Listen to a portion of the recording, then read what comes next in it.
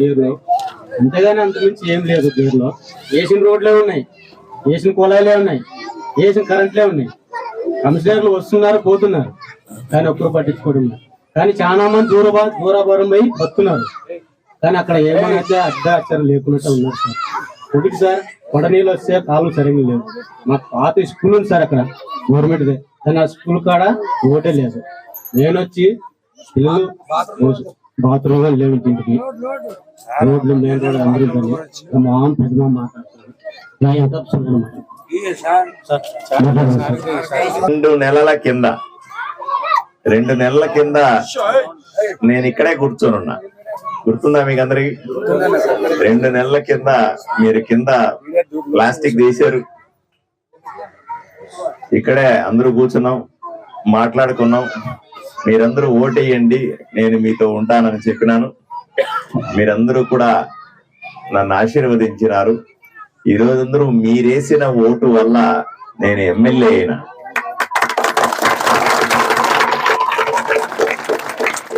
మీరు ఆశీర్వదిస్తే, మారెమ్మ ఆశీర్వదిస్తే ఈరోజు ఆ రోజు నాకు ఇంకా గుర్తుంది. ఏం దండేసిన ఆరతిచ్చిపోయినా నేను అమ్మని మొక్కున్నా, అమ్మ నాకు అవకాశం ఇవ్వండి, వీళ్ళందరికీ సేవ చేసే అవకాశం రావాలి నాకు అని ఒప్పుకున్నా.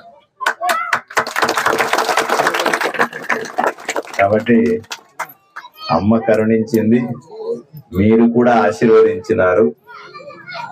అందువల్ల ఈరోజు ఎమ్మెల్యేనా ప్రతి నెల తప్పనిసరిగా మారమ్మ గుడికి వస్తా, సరేనా?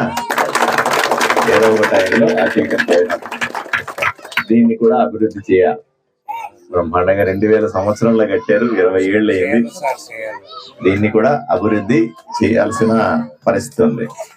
అలా చెప్పినా మీకు అందరికి, మీ వీధికి మీ గేరికి లీడర్ ఎవరు అంటే సొంకమ్మ అని చెప్పినా నేను. చెప్పినా లేదా? ఏం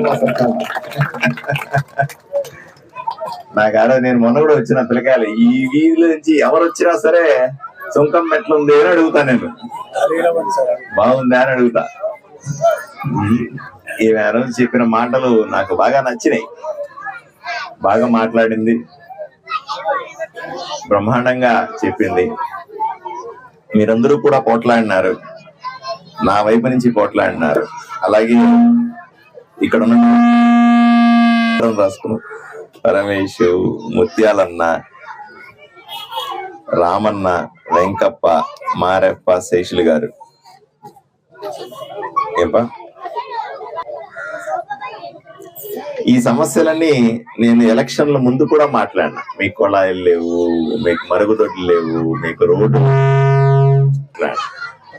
ఎలక్షన్ నేను ఎమ్మెల్యేగా వస్తానని తెలుసు నాకు.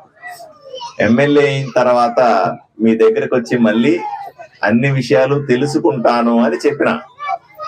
ఆ రోజు నేను ఇంటింటికి తిరిగే సమయం కూడా లేదు. ఇప్పుడు మీరు నన్ను ఎమ్మెల్యే చేసినారు, నేను ప్రతి ఇంటికి కూడా తిరగాల. ప్రతి ఇంటికి వచ్చి మీ ఇంట్లో మనిషిలాగా, మీ కుటుంబ సభ్యుడిలాగా నేను మీ ఇంట్లో కష్టాలన్నీ తీర్చాల్సి ఉంది. అర్థమైందమ్మా? సో రాబోయే 5 సంవత్సరాలు మీరు ఎప్పుడన్నా ఇట్లాంటి ఎమ్మెల్యేని చూసినారా?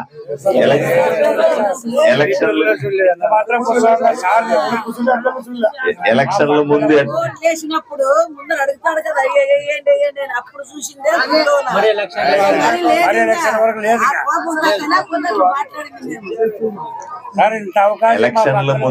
నేను ఎందుకు ఇక్కడ వచ్చిలా ఉన్నానంటే, ఎలక్షన్ల ముందు నేను ఎలా ఉన్నానో ఎలక్షన్ల తర్వాత కూడా నేను మీతోనే అలానే ఉంటాను అని నేను మీకు అర్థమైందా అని అడుగుతా ఉన్నాను.